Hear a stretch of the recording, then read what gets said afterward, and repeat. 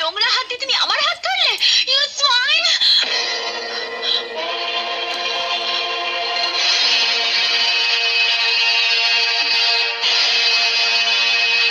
তুমি জানো কার হাত ধরেছো? একজন অহংকারী ধনী দুলালির মেয়েরা, যে হাত দিয়ে ওর মতন একটা গরিবকে চড় মারতে গেছিল। তোমার জানা উচিত, হাত কিন্তু শুধু ধনীদের থাকে না, গরিবদেরও থাকে। এখন যদি এই হাত তোমার গালে চড় মারে, তাহলে এই হাতটা ধরার মতন কিন্তু আশেপাশে কেউ নেই। ইউ কেউ ভূত! তুমি জানো না আমি কে?